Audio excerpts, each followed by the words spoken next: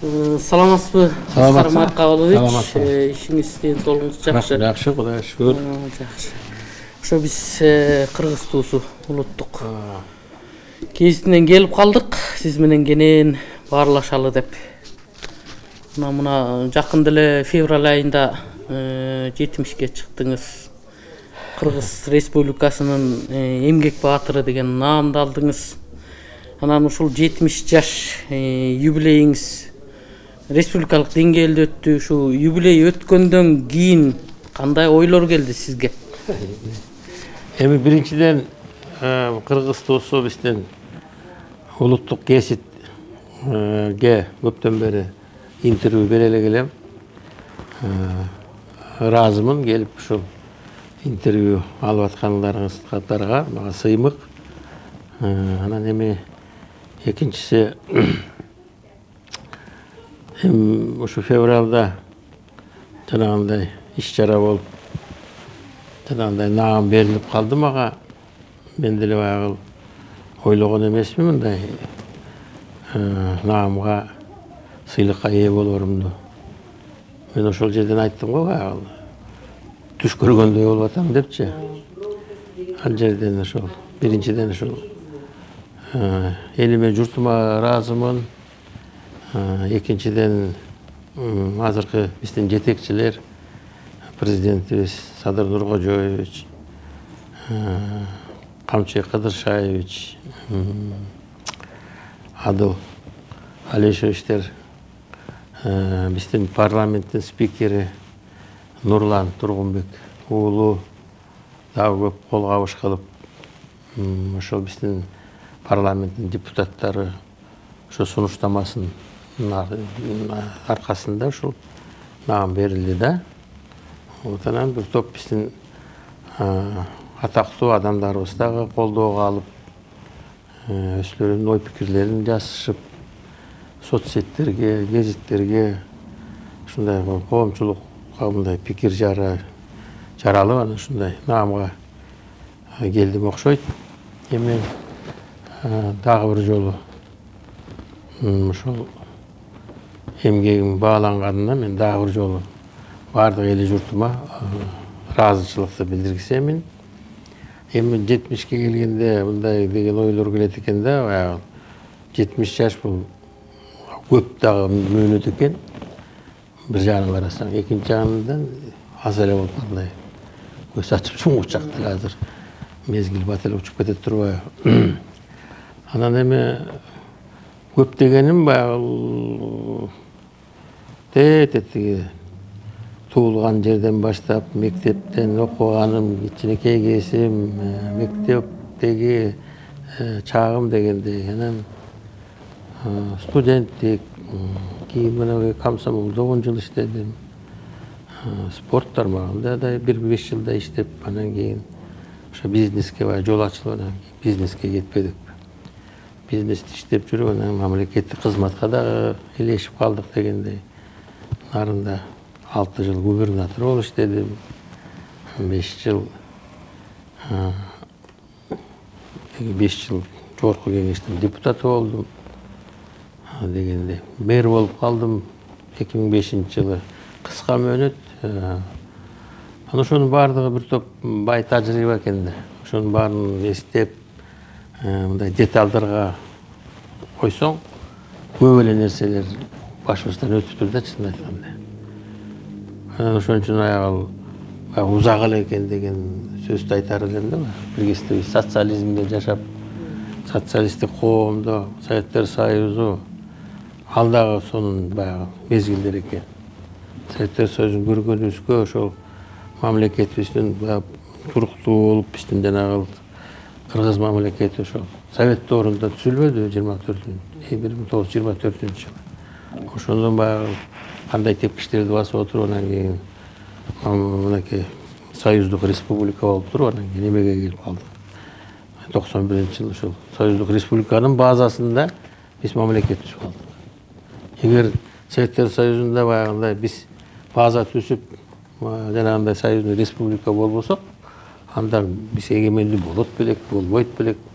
Кыргыз эли башка жанагы башка элдерде жана автономиянын тигиндей мындай болуп жүрүшпөйбү? Эми аларды көп угулбайт да, туурабы? Кавказ өлкөлөрүнүн, тиги Кавказда канча автономный эмелер бар, областтар бар, АССрлар бар, Каракалпак АССр дейт. Эми алар эми башка элдер менен баягы эметип кетишпеди, кошулуп, аралашып дегендей.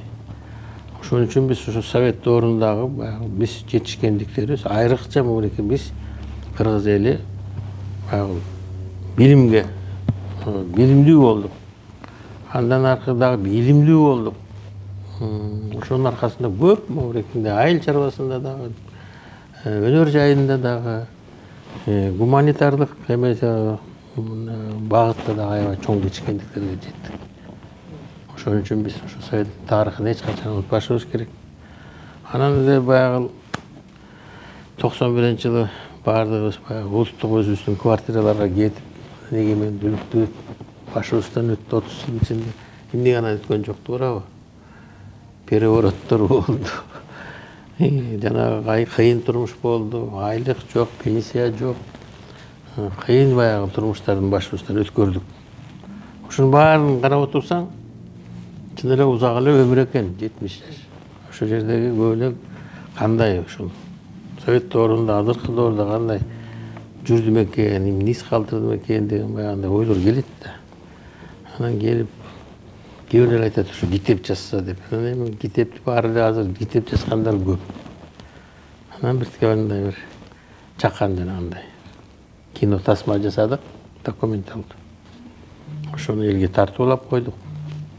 Ага дээрибиздин дагы журналдар, гезиттер, интервьюлар, анан азыркы жана могу технологиялар, социалдык, уюм ушул менен бүртөп эле баягы биз өзүбүздүн иштерибизди чагылдырдык, болгон иштерибизди айтып аттык дегендей.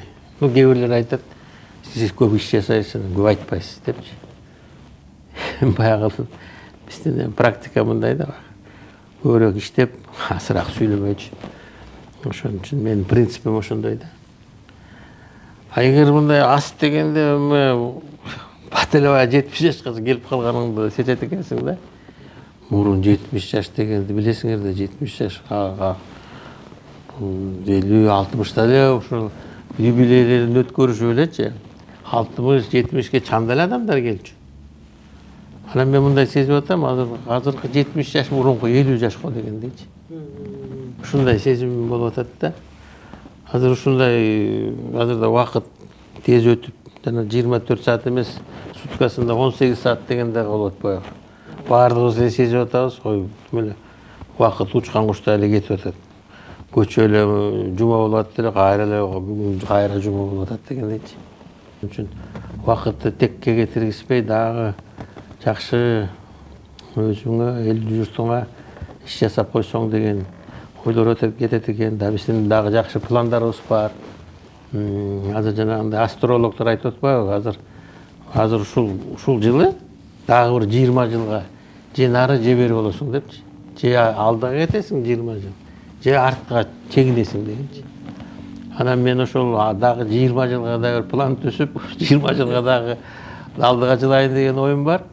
Кудай кандай жаш берсе, маңдайыбызга эмне жас болсо дагы, бирок ошондой бир пландарды түзүп оюм бар. Ошол иштерди аткарып алайын деген.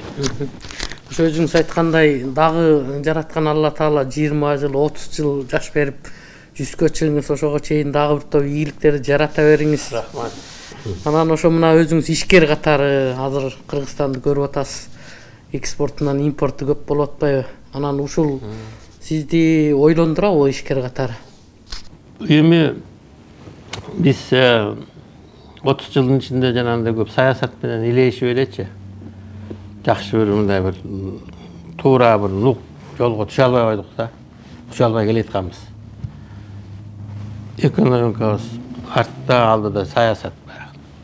Алдыда араба, артында баягы. Деди коелу арабанын артында. Артында араба. Араба алышта болуп элечи. Ушинтип эле кыйналып жүрбөдүк. Азыр мен ойлоп атам, атыбыз алдыга чыгып, арабаны уже сүйлөй баштады. Араба деген бул ушу экономика. канча мынакей кандай баягы бюджети соңолду.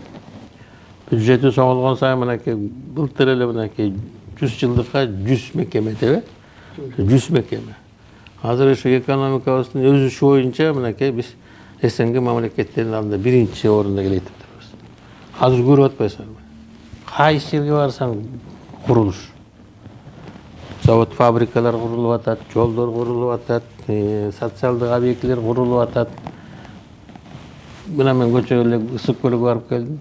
Жолду ката бар. Жол деле салынып атат, тиягы деле салынып атат, биягы деле салынып атат. Бишкекти карап көргүлө. Тегерек чекени карап көргүлө.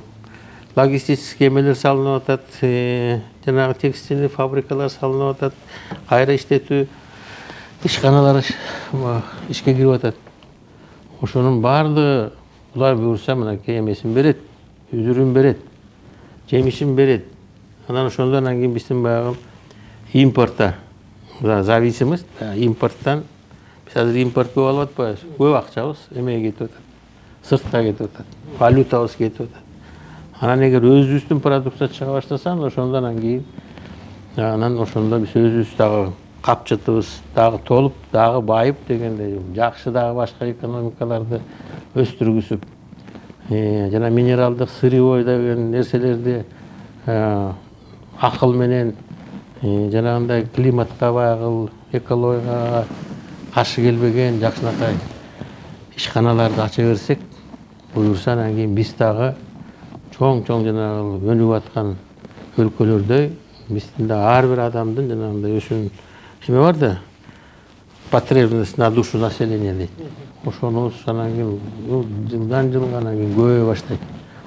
Экспортубуз импорттон көбөйө баштайт деген азыр эми тең эле элекпиз. Ошон үчүн мен ойлоп атам, азыркы тенденциябыз. Мына жылдык жанагы ички дүң продукциябыз 8% өсүп атпайбы, 8-9%. Андай өсүш башка өлкөлөрдө жок. Аны ушундай темпти кармасак, мына бир кесте 10 жыл Кытай ошондой кармады эле 8-9%. Кытай кандай эмеге кетти? Орбитага, траекторияга чыкты. Ошон үчүн биз дагы темпти сбавлять этпей, саясатыбызды жанагы азыркы саясат жана экономиканы көтөрүү боюнча, элдин жанагы жашоо турмушун оңдоо боюнча жасалып аткан аракеттердин баарын жапа-тырмак колдосок элибиз, баардыгы жакшы болот. Ынтымактуу болушубуз керек. Жанагы эле айтып атпаймынбы, 30 жыл митинг анан кийин эле төңкөрүштөрдүн үстүндө жүрбөдүк. Азыр ушундай стабилдес болсо, анан алдыга өсүш болот. Жакшы, ошо мына өзүңүз билгендей коңшу Өзбекстанда, чыгыш өлкөлөрүндө Дордой сыяктуу чоң ири базарларды туристтик бренд катары пайдаланып атышат да. Анан ушул Дордой базарынын инфраструктурасын оңдоп, бир туристтик база сыяктуу кылсак болот беле? Мындай да, бул биздин азыркы Орто Азиядагы, азыр Борбордук Азия деп аталып атат, Орто Азиядечү. Азыр биздин Дордой базары эң чоң хаб. Ошол сухопутный хаб деп коелу. Ошол азыркыдай бизде баягы масштабы жана иштеген адамдарында мындай базар жок Борбор Азияндачы. Мурун жана 2008 жылы дүйнөдөгү 10 эң ири базарлардын арасына кирген Дордойчу. 2008 жылы чоң баягы экономикалык кризис болуп 2009 жылдары. Ошондон кийин айтылбай калды да. Ошон үчүн бул азыр Дордой деген өзүнчө бренд Кыргызстандачы. Дордой десе бүт СНГ мамлекеттеринин баары билет. Биринчи Чыңгыз Айтматов, Ысык көл, анан кийин үчүнчү баягы опрос жасашыптыр. Анан Дордой экен да, бренд. Бул бренд. Вот, Дордой деген. Анан кийин жанагы туристический дегенчи, бул деген кээ айтып атпайбы, базарларды баягы жаңылаш керек, тынч керек, минч керек деп. Бул эми ар бир мынакей чыгыштагы шаарларда өзүнчө бир баягы эски базарларды сактап калышыбыз керек. Ал биздин маданият, өзүбүздүн баягы тарых. Ушундай болгон деп бардык жерге Кашкарга барасыңбы, Пекинге барасыңбы, ошондой өзүнчө бир старый город деп коет.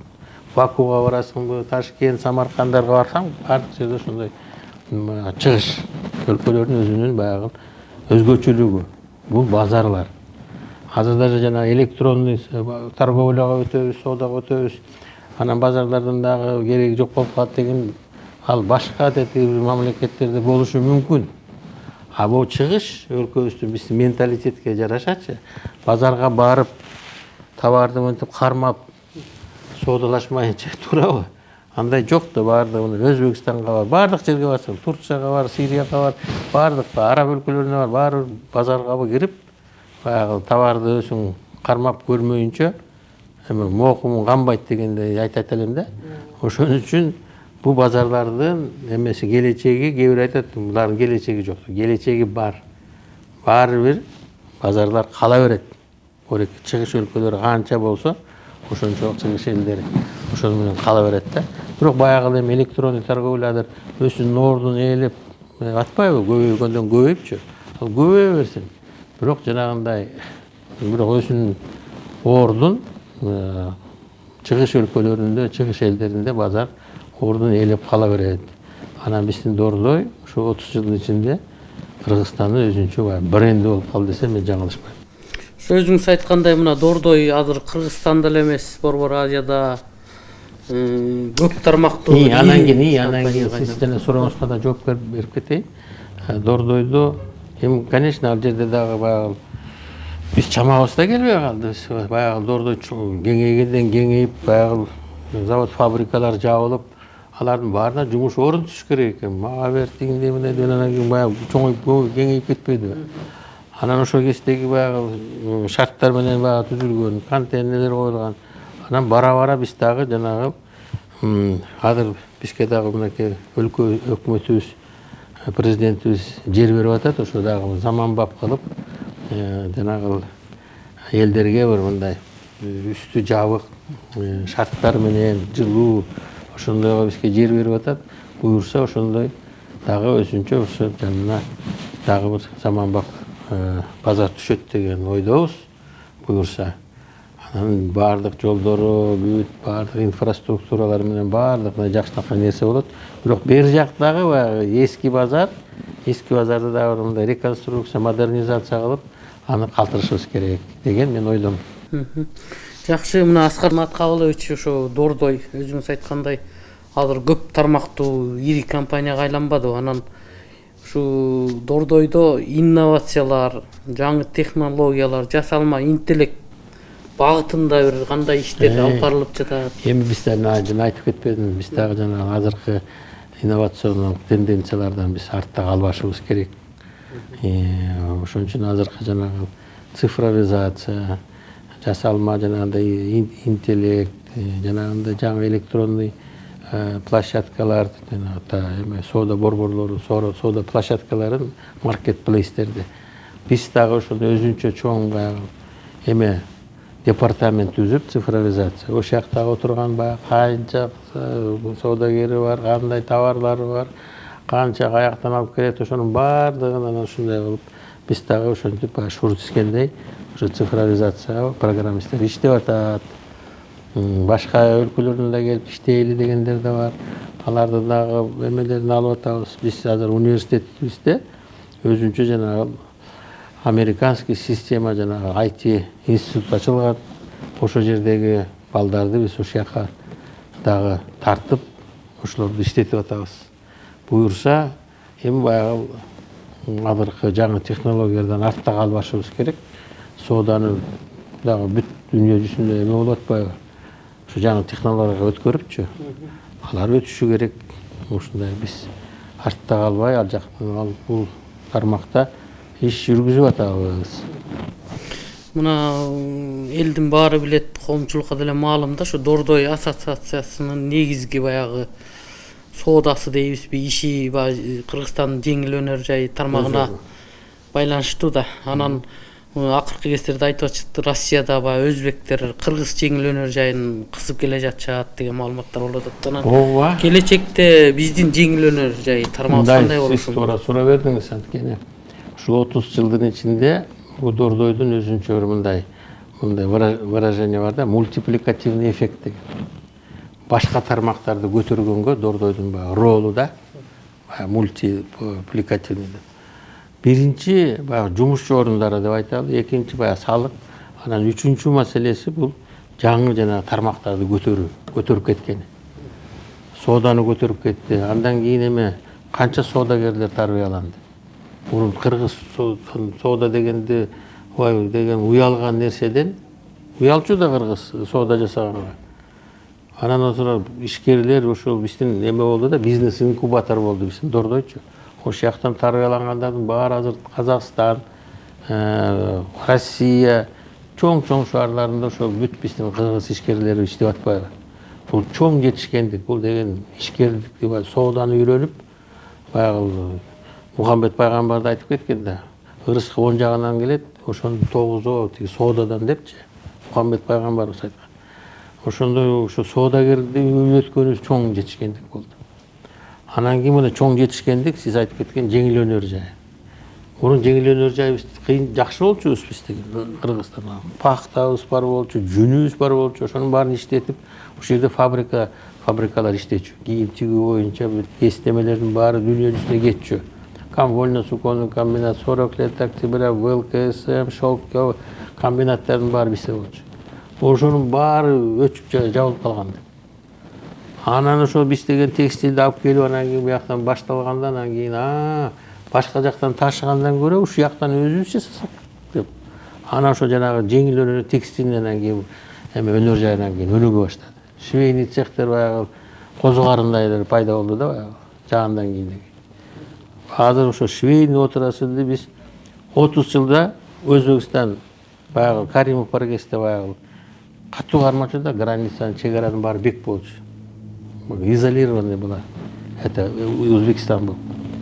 Анан ошону биз жакшы пайдаланып алдык. Эгер анан азыр алардыкы жаңы саясат болуп, эмелер чегараларын ачып, давай баардыгыңар ошол каалаган баягы бизнескер менен заниматься.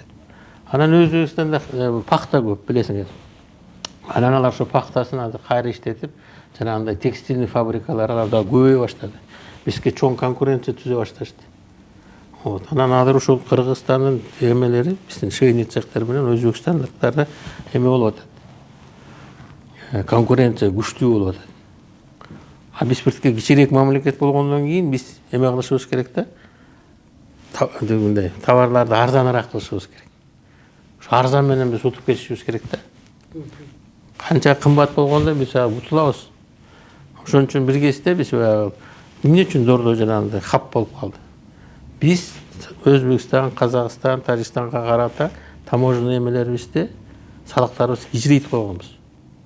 Анан биз товардын баарынан биз жак менен өтүп, тигилер болсо анан биз эле карап калышты да, биз аркылуу. Өзбекстан, Тажикстан баары келип бизден товар алышууда казактар. Дордой ошон үчүн баягы катуу өсүп өнүгүп кеткен да. Ошондой политиканы жүргүзүш керек. Салык саясатын, бажы саясаттарды ушундай өткөргөндөй гибкий болсо, ошондон кийин өзүбүздүн жанагы өнөр жайда иштеген ишкерлерибиз, ошондон кийин биз экономика өсүп кетет да. Азыр катуу конкуренция болот. Өзүң туура айткандай, Өзбекстандар азыр башын көтөрүп бизге чоң эме болуп атат да, конкуренция. Анан алар эли көп, иштерманды алар билесиң. Ошон үчүн азыр мындай акыбал ушундай болуп атат азыр. Ошо мына жаңы эле кеп кылып өттүк. Ошо Дордой бардык тармактарды алып баратат деп айтып атпайсызбы? Анан ушул Дордойдун баягы строительный, мынакей азыр строительный бизнес деп коелучу, канча үйлөр салынып атат. Канча ошо үйлөрдүн баардын көбүнчөсүн ошо Дордойдун ишкерлери алып атышат. Туугандарынан алып атат, өсүлөр алып алып арендага берип атышат. Ошо Дордойдон кеткен балдар жана Россиядан келген, Казакстандан келгендер ошого сатып алып атышат. Өзүлөрү строй компанияларды ачышты ошо Дордойдо иштегендерчи. Ошолор анан кийин дагы канча үйлөрдү салып атат. Азыр ошо биздин эгемендүүлүк жылдын ичинде миллионерлерди ким тарбиялады? Байларды ким тарбиялады? Дордойдон гана чыкпады, туурабы? Башка отраслдан ким алат? Байлар каяктан айтып беречи, да каяктан чыкты. Чиновниктер эле бай болбосо, калгандар баары бүт эмеден чыкпады. Дордойдон. ушул ири компания баягы Кыргызстандын бренди катары Дордой дегенде бир ушу Дордой деп элестей турган бир конкреттүү бир продукция чыгаруу планы барбы? Эми биздики мындай болду да. Биз жанагындай услуга деп коет, сервис биздики баягы услуга менен кызмат көрсөтүү, жумушчу орундарын түзүү. Бизде жанагындай 20 миң орекеле Бишкекте же болбосо 40 миңдей Бишкекте, анан кийин бүт тиги Кыргызстан боюнча 600 миң, 700 миңдей жумушчу орун эч ким түзгөн жок. Биз соодадагы биринчи чоң компаниябыз да ошо эмени көрсөтүү жана кызмат көрсөтүү боюнча. Биз ошону менен алек болдук. Баягы эмне кызмат көрсөтүү боюнча. Биз жанагындай гайка чыгарып же болбосо тиги бирдеме чыгарганга биз эме кеткен жокпуз. Биз ошол жанагы Дордойдо эле жана көбөйтүп чоңойтконго да канча убакыт кетти. Ал бир деп койгон. Анан кийин экинчи тиги Дордойдун жанагындай ишкерлерин айтпадым, жанагынча бардык жерлерде иштеп атат. Анан биздики жанагы бизнесибиз социально ориентированный. Социально ориентированный. Биз искусство, культура, маданият, спорт, так канча ошол тармактарды биз алып жүрдүк да ошол яга салып берип аттык, мектеп салып берип аттык, садик салып берип аттык. Анан жанагындай өзүбүздүн мындай производство, биздин производствобуз эмебиз бар, жана жыгач таш, мебель деген мебелибиз бар. Могу жерде мясо комбинат салдык. Ушундай эле биздикиче. Калганын бүт бардыгы жана биздики услугалар. Услуга көрсөткөнчү. Анан монда же болбосо биз строительный компания болуп, жанагы строительный компания же болбосо завод салып алып, андайга биздин чамабызда жетпей калды. Эми буюрса да алдыда көп жаштар бар, ошолор жасашы мүмкүн.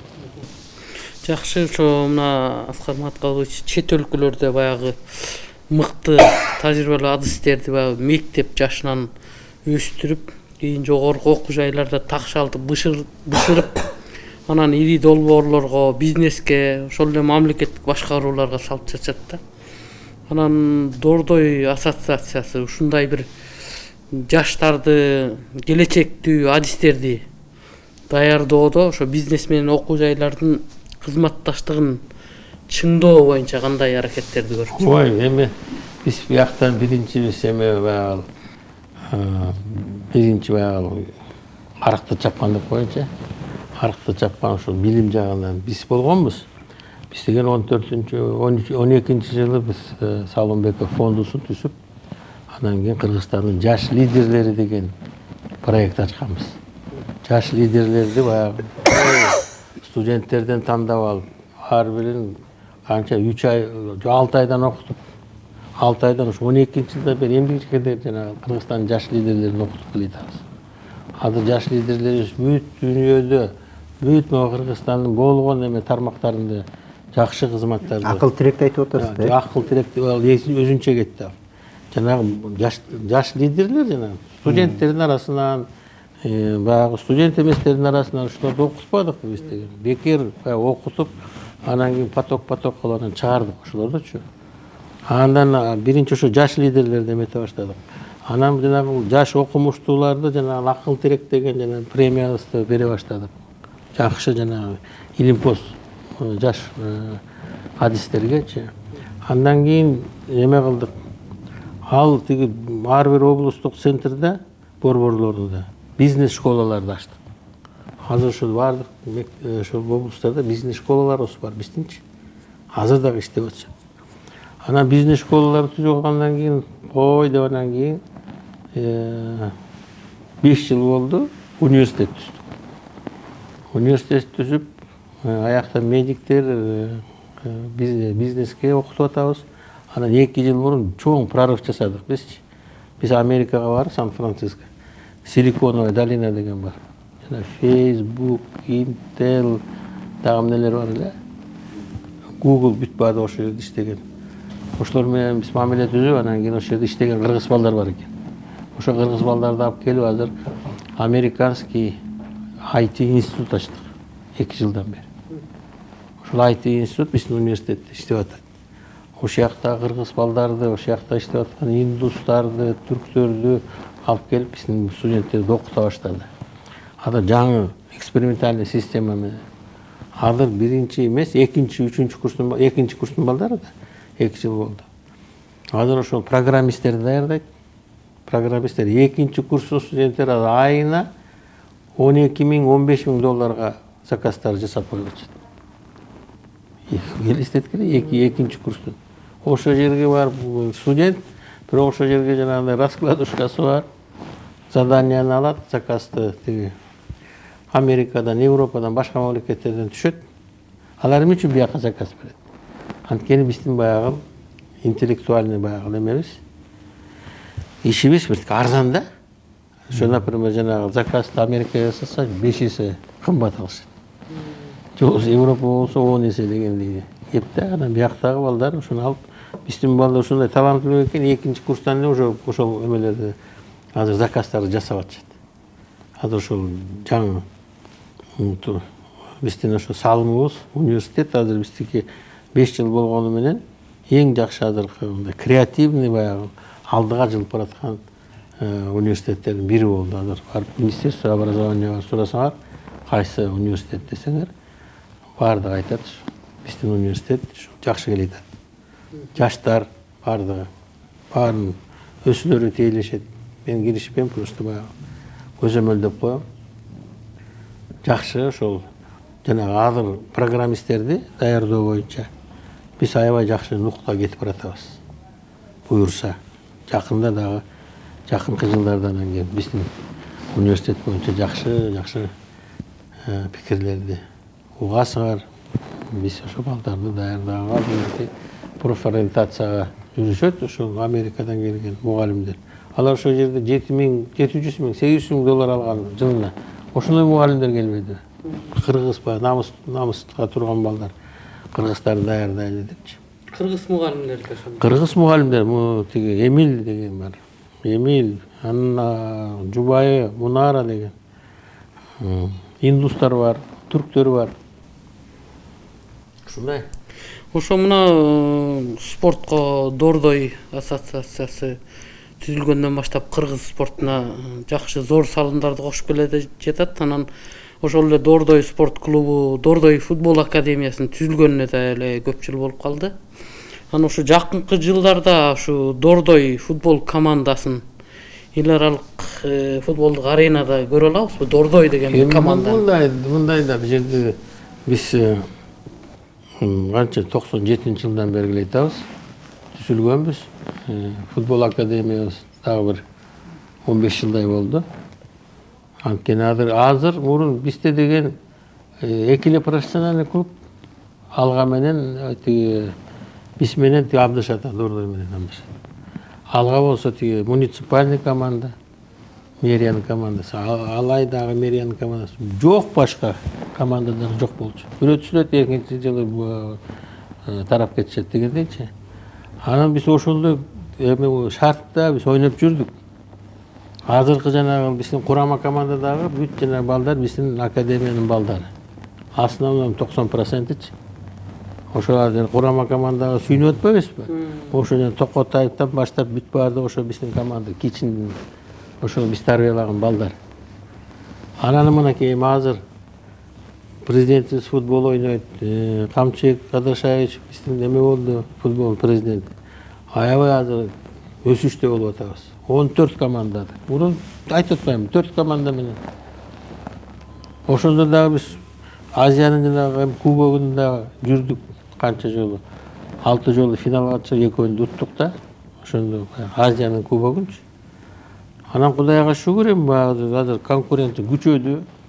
Күчөп анан кийин азыр эми оюнчулар, чет элден көп оюнчулар келди, баардык жактан. Башка өлкөлөрдө ошондой болуп атпайбы? Бизде да ошондой азыр футболдун деңгээли көтөрүлөт. Анан кийин биринчи орун алган, кубокту жеңип алган командалар анан ат салышат эмеде, эл аралык аренада. Анан бизге ошондой жетсек, мына азыр быйыл ошо биринчи орунга келе атабыз. 14 командада.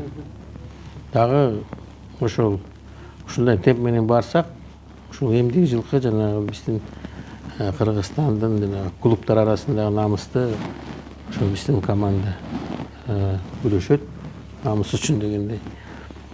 Туура айтып атасың, акыркы жылдары биздин өзүбүздүн клубный чемпионатыбыз аябай слабый болчу да, чын айтканда. 4 команда, 5-6 команда менен эмнеге жетишесиң, бири менен ойной беришет. Эми азыр 14 команда болду. Аябай азыр салгылашуулар курч мүнөздө болуп атат.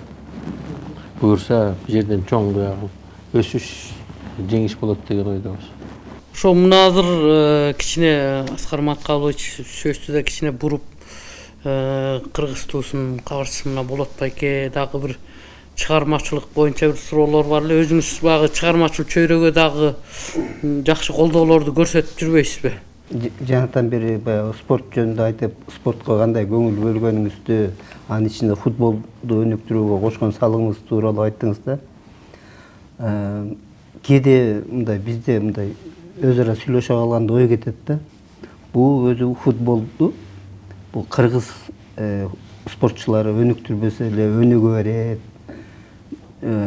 өсө берет дегенчи. Ошол эле учурда биздин улуттук адабиятты биздин өзүбүздүн кыргыздын акын жазуучулары жазбаса, чыгармаларды жазбаса, китептерди чыгарбаса өнүктүрбөйт, өспөйт.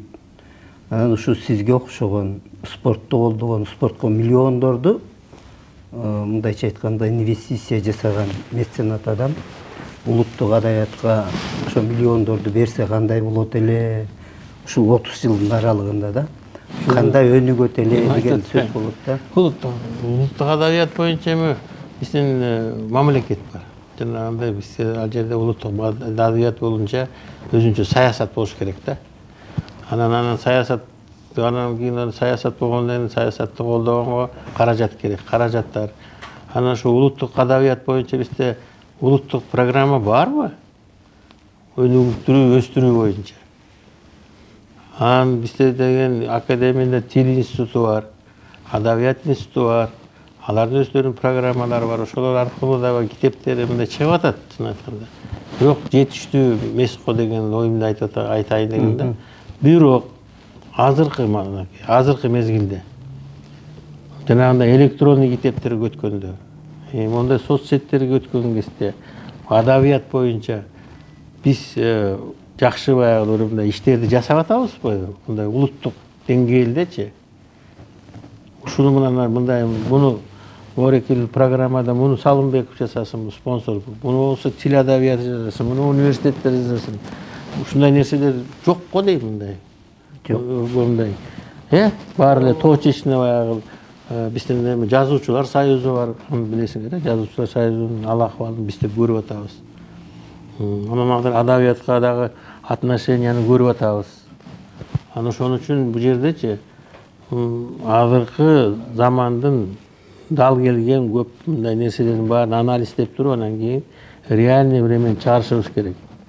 Кандай ушул туура болобу, же болбосо миллиондогон акчаны чачасың, анан библиотекага барсаң бир киши жок. 9 менен 6-га дейин иштейт экен биздин китепканада. Ал кезде баарын жумушта, тигиндей биндей. 6-дан 10-го, 11-ге дейин жанагындай ошол библиотекаларды, компьютерлерди коюп, жаштар келип ошол жерге иштесе болот эле. Андай эч ким ойлонгон жок да. Мына биз азыр ат башыда азыр заманбап библиотека салып бердик. Сиз салып бердиңиз. Ал жерге баягы 9-та менен 6-га дейин 10 аял келет. Отурушат. Китепканачылар. 5 киши келеби, 10 киши келеби бүттү, ошол менен анан кийин китепканасын жабат. 15 миң, 20 миң сом айлыгын алышат. Отунга айлык эме берет, отунга жана светке акча берет. Котельная акча берет. Аны вообще отдача жок болот баягы китепкана. Анан биз башкача кылдык. Азыр китепкана деген жанагы 10 аял дагы бир 5 саатын күндүз иштесин. 5 саатын баягы түнкү саат 11-ге дейин иштесин. Компьютерлерди коюп койдук. Тиги айылда мал жайлап, чөп чаап, анан кийин келгенден кийин баягы келип ошол жерге буфетин ачып бердик. Чай ичип, анан отуруп ошол жерде китебин окуп дегендей. Ошондой өзгөртүүлөр жасабасакчы, баягы мурунку билесиң да китепканаларды. айылдык китепканаларга бардыңбы да? Акыркы жолдору. Кандай акыбалда? Сарай просто сарай. Китептин баары чаң баскан, эч ким окубайт. Азыр заман болуп калып салып салдык эле центрге. Тим эле көркүндү ачты, бүт барды. О, эмне бул деп кирип эле ошол жактан китеп, жакшы китептер бар, компьютерлери бар, буфети бар. Китеп окугандар. Китеп окугандар. Анан азыр ушундай, например, адабиятка делечи. Мына, например, кетип баратабыз бульвар, например, эркиндикте. Биздин жазуучулар турат, например. Бир Үмүталиев деп коет. Өтүп кетет адачы, ким Үмүталиев, эмне чыгарганын, же болбосо Кубанычбек Маликов эмне кылганын эч ким билбейт. Мен сунуштагам силер адабиятчыларга. Бир Моорекинде өзүнчө сквер кылып, например, Үмүталиевди бир доскагачы. Үмүталиевдин чыгармалары бар. Анан бир жакшы, бир 2-3 сөзүн алтын тамганы жазып койсо, мына ушул киши ушундай калтырган деп. Чыңгыз Айтматовду айтпай эле коет, туура башкалар бар эмес, биздин жазуучулар. Касымбеков деп. Ошентип жазып койсок, анан бул жазуучу ушундай экен, ушундай сөз менен калыптыр деп жок дегенде ошол месинде калат. А так эстеликтерди коюп салдык. Эмне? Азыр. Жаштар жазуучу экенин деле билбей калат. Туугандарын эле баягы тууганыбыз турат деген эле калып атпайбы? А эмне жазган? Белгисиз, мына эки жаштары турат, туурабы? Туура айтып атам. Ошондой хотя бы мындай бир аллея жасап, баягы биздин адабиятчылар, залкар адабиятчылар моундай иш калтырган, моундай чыгармаларды калтырган деген. Эми Алы Токонбаев, мен жана Манастан окуп, Алы Токонбаев Манасты которуптур. Кубанычбек Маликов эмени которуптур. Семетейди. Сейтекти Темиркул Үмүталиев 3 киши которгон экен. Ошо жазган экен да. Баягы эмеден түшүрүпчү. Анда эч ким билбейт, например. Ушул систем жанагы адабияттар боюнча берген суроо. Анан муну сурап атканым, бизде мамлекеттик тилди өнүктүрүүбүздө улуттук тил комиссиясы түзүлгөн, анан 33 жыл болду, өзүңүз эле көрүп жүрөсүз. Биздин тил комиссиясы эмне иш кылат? Тилди өнүктүрөт десе эле, сыртта көрнөк жарнактар кыргызча болуш керек дейт. Ошо кыргызча жазылып калса эле, кыргыз тили өнүгөт деген баягы стандарт менен иштешип атат да. Негизи мындай да көз караш бар да, мындай улуттук адабият өнүкмөйүн, баягы көркөм адабий тил, адабий жазма тил өнүкпөйүн, тил өзү өнүкпөйт деген. Бул бардык дүйнөдө ошондой каралат экен да. Ушул жагынан алып атам да, биз сиз туура айтып атасыз, ошо бул нерсеге бир комплекттүү мамиле керек окшойт да. Мамлекеттик тилге дагы, улуттук адабияттын өнүгүшүнө аны мындай бири-биринен оочулантып койбой, бир түптүү саясат керек. Заманга жараша болуп атпайбы дагы? Заман азыр өзгөрүп, технологиялар башкача болуп атпайбы? Туурабы? Мурунба черно-белый телевизор көрсөк, азыр бүт планшеттердин баардыгы чыкты. Мультфильмдер элечи, биз мультфильмдерден артта калыптырбыз. Мультфильм аркылуу кичинекей балдар ошо тилди ошо мультфильм азыр карап көргүлөчү, баары мультфильмди же орусча же англис тилинде карап атпайбы. Кыргыз тилге жакында ошо кыргыз тил мультфильмдер чыга баштады. Кичинекей балдар, азыр кичинекей балдар ыйлабасын муну карматып койду. Анан мунун ичинде бүт орус менен эме чыгып атпайбы, башка тил мененчи. Алар мунтип кичинекей 1 жаш, 1,5 жаштагы эле мунтип баракта беле анан кийин ыйлабай калат турбайбы. Балдардын тили орусча чыгып атат да. Анан ушундай нерселерге да биз ошондон артта калып атабыз. Ушундай баягы жаңы технологияларды да биз да колдонушубуз керек да, ошондон кийин биз артта калып атканыбыз бул жерде билинип эле турат. Анан ошого жараша кичинекей балдардан башташ керек экен да, тилдичи баягы. Тил ошондо жатканда турабы? Биз баягы айынан өсүп, кыргызчаны мынакей үйрөнүп калдык. Кыргызча сүйлөгөнчү. Мен орус мектеп бүткөм, кыргызчаны мен агайга жомок эле айтып бер дей берчүбүз да. Кыргызча келген элечи кыргыз. Жомок эле айтып берчү. Анан этиш, сататоч дегенде окуган эмеспиз, чын айтканда бизге берген деле эмес. Анан өсүбүз эле баягы үйрөнүп баягы жазып жүрбөйбүз. атак баягы азыркы мына шаардагылар. Шаардагылар мына муун менен өсүп атышпайбы? Телевизордон жанагы эмелер менен өсүп атат. Ушул жагына биз деген көңүл бурушубуз керек.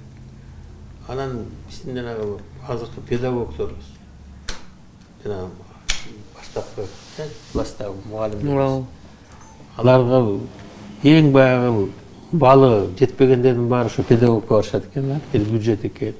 Ошол жактан алып калайын дейт экен. Анан азыр ошо педагогдордун эмесин статусун көбөйтүп, айлыга барам дегендерге жанагындай үй берип, отун суусун берип, мурун ушундай болчу. Ошол жакта баягы кармалып калсын дегендей баягы саясат жүргүзүлчү. Азыр мугалим жетпейт баягы. Мугалим жетсе дагы баягы сапаты анча эмес болот баягы. Мугалимдин статусун көбөйтүш керек, жогорулатыш керек. Япониядан сураптыр. Бизде тиги силерде качан тиги мугалимдер күнүн майрамдайсыңар депчи.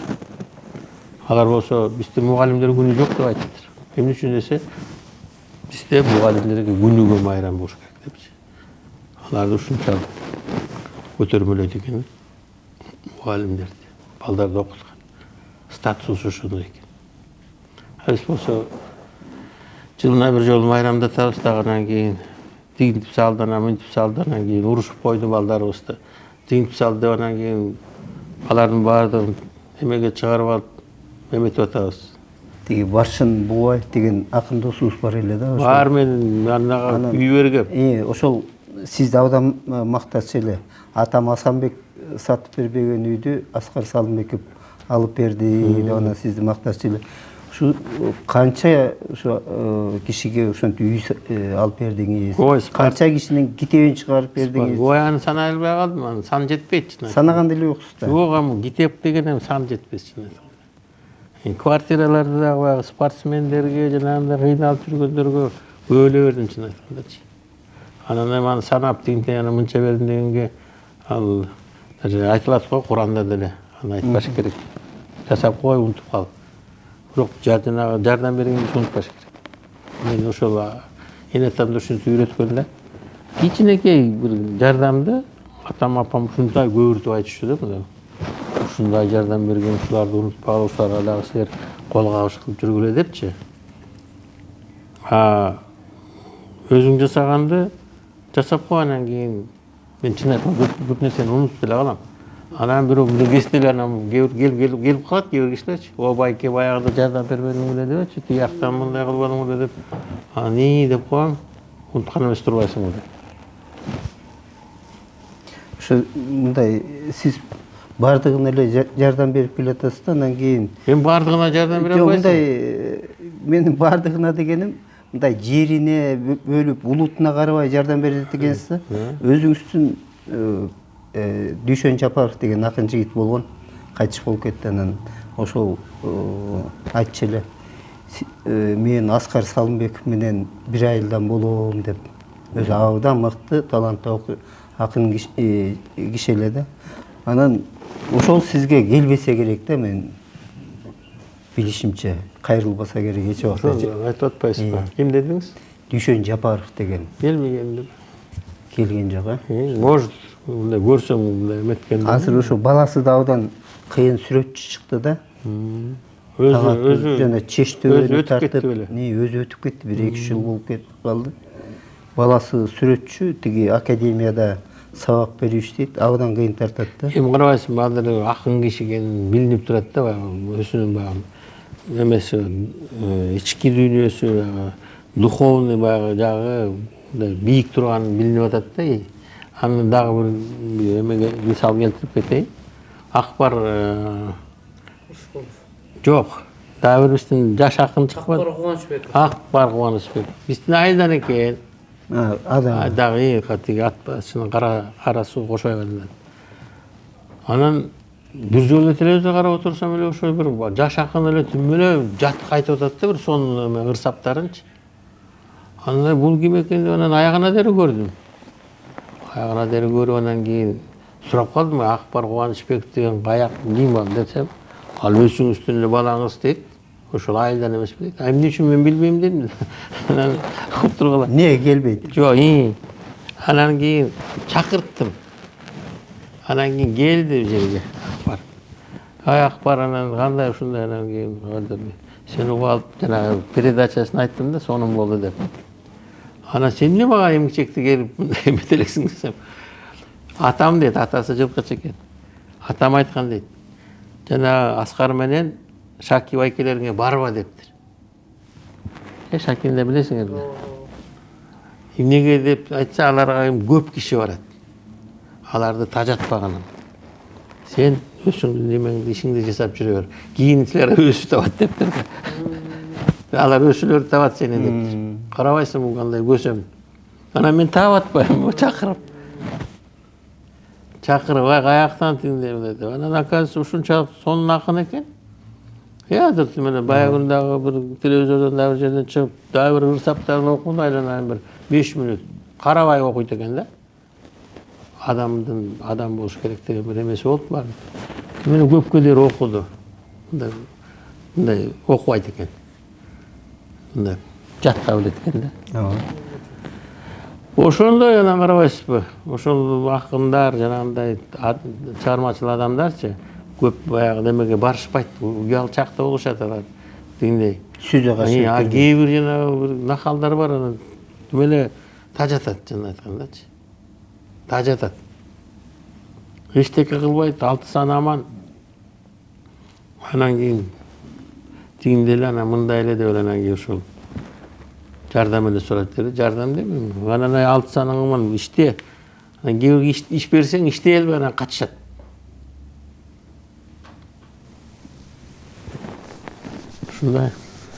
Ошо кичине кайра бир эмеге адабияттан бир аз кеп салдык аны. Эми кайра бир ошо дордойго бурулуп, экономикага бурулсак кичине. Сиз жана жаңыл айтып өтпөдүңүзбү? Айрым нахал адамдар бар, келе беришет дегендейчи. Анан коомдук ишмер жазуучу Каныбек Иманалиев өткөндө эле сиз жөнүндө аябай бир жакшы макала чыгарды, аны окудуңузбу? Анан ал киши айтып атат, ушул Аскар Маткаловичке эмне деген гана кишилер чалбайт депчи. Анан күнүнө сизге канча киши чалат, анан чалуулардан чарчабайсызбы? Эми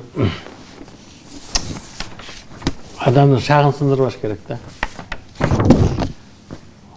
Тем более азыр баягы наамалдан кийин көсүм май басты деген билесиз, Кыргызстанда сөз бар.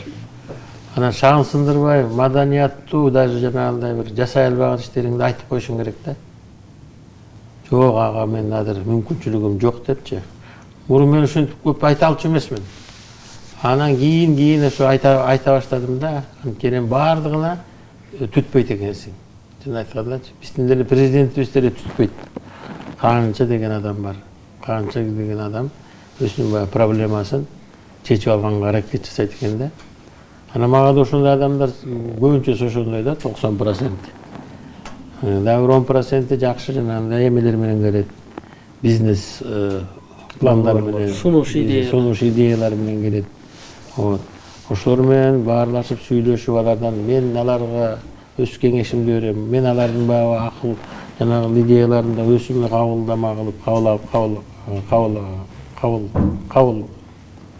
кабыл алам да. Анан кийин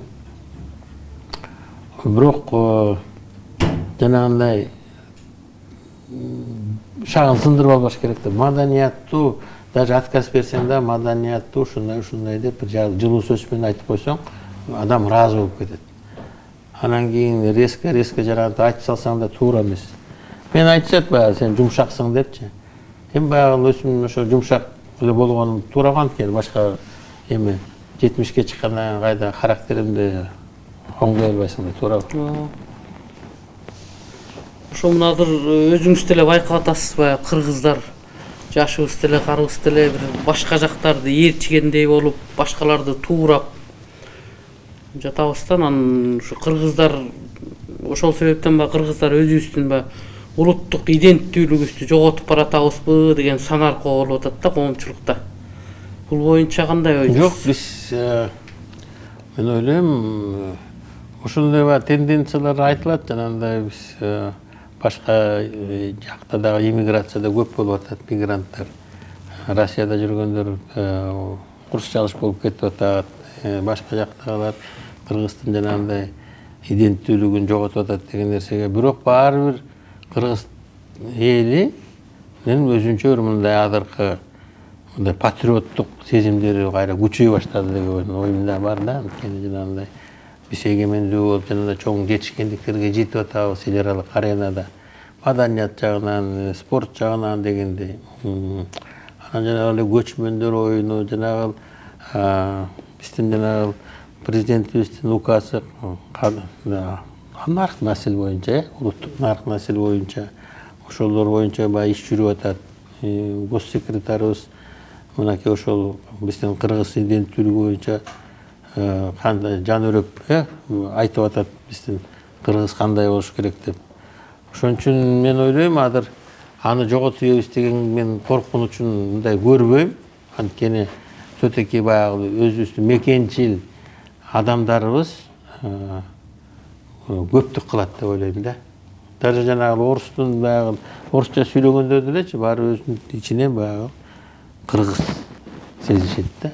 Мен ойлойм андай коркунуч жок деп ойлойм.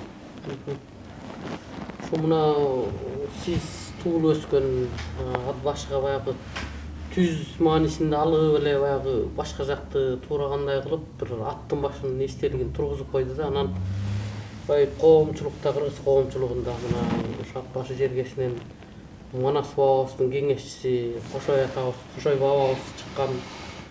Ошонун жанагы жолой менен күрөшө турган убакта жолой менен күрөшө турган убагын баягы театр Герцен тарткан сүрөтү бар да. Ошол сүрөттүн негизинде Кошойдун эстелигин ошо Чеч-төбөнүн жанына тургузса болбойт беле деген ойлор айтылып атат да.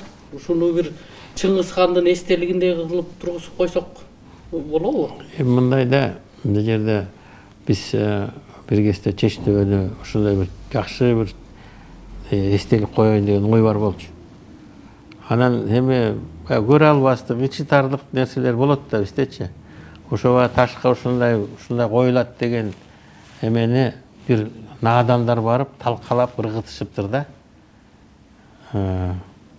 Алар эми ошо мен ойлойм, кээ айтты ушулар депчи, алар деле озуп созуп кетишкен жок, чын айтканда.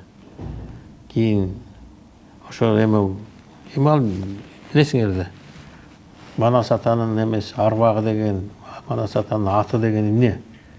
Ошо жана Чеч-төбөнүн үстүнө биз таш коюп, жакшынакай бир эме коеюн деген оюм бар болчу да.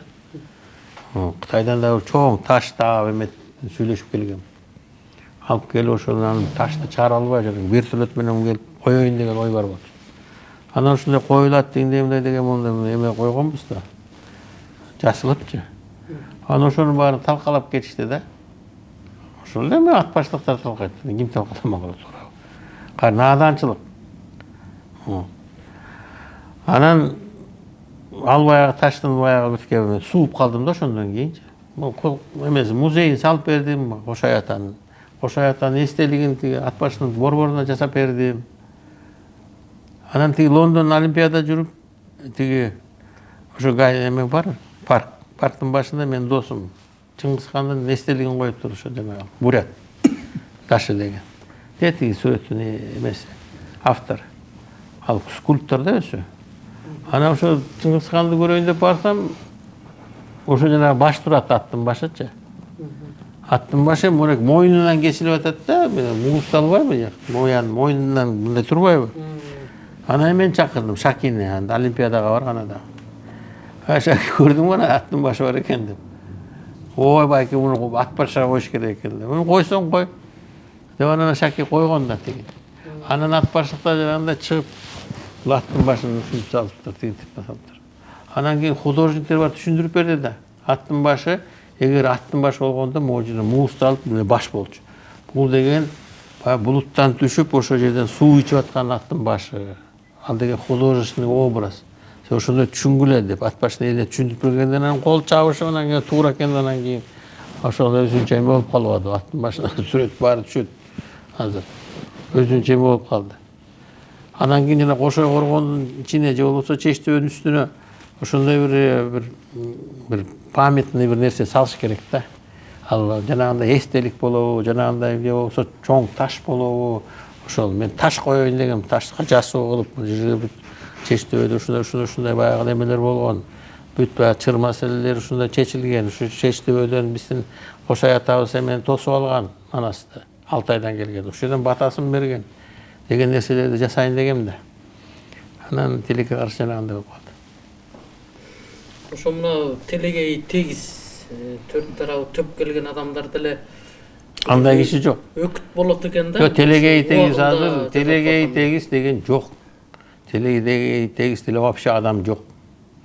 Жана президенттер деле эң кыйын жумуш президенттердики. Алар деле мынакей канча баягы кыйынчылыктардын башынан өтүп атат. Байлар, миллиардерлер асынып өлүп атат. Богатые тоже плачут дегенде бар го. Ошондой кино бар эле го, билесиңби? Мексикалык сериал. Ошондой. Анан телегей тегиз жок. Сизде бир ошол убагында буга чейин жазап койсом болмок экен деген бир кандай өкүттөр бар, иштер. Мындайлар болот дечи, бирок арттагы кеткендичи ойлобош керек да. Ал калды анан тигинди жасабай калдым, анан буюрса калдым десеңчи, ал просто тормоз болот да. Өзүңө баягы. Андан көрө алдыга караш керек, бүгүнкү күнү жасаш керек, алдыга караш керек. Өкүттөрдү аны мен башкаларга дагы кеңеш берем, унутуш керек. Жасалбай калды, жасалбай калды. Эгер мүмкүнчүлүк болсо, алдыда турат, келечекте жасап кой. Ошо мына Дордой өзүнчө эле бир чоң мамлекеттин ичиндеги мамлекет болуп калды, бир кеме болуп калды да өзүнчө. Анан келечекте баягы устат бар шакирт даярдаш керек. Анан сиздин ушунча жасаган ишиңизди мындан ары алып кете турган, уланта турган кадрлар, жаш кадрлар бар. барбы? Биздин жаш кадрлар, азыр жаштарга мен бүт полномочияларды берип, өзүм мындай эле көзөмөлдөйм. Биздики бүт Дордойдо децентрализовано. Ар бир өзүнүн участогуна өзү баш жооп берет. Ушундай. Мен баягы эле азыр ассоциациянын ардактуу президенти мен мындай принципиальный вопростор менен келип кеңешип турушат. А так ар бир өзүнүн немесин жетектеп, бизде жаштар жакшы азыр бар. Баарын айта албайм, бирок жакшы жаштарыбыз бар, кадрлар. Ошол ишенимдүү кадрлар өзүңүздүн жакын туугандарыңызбы же? Жок, туугандар да эмес, ар кандай улуттагы бар, ар кандай жерден бар. Туугандардан бар баягы кыйын идиректүүлөрдү аласың да.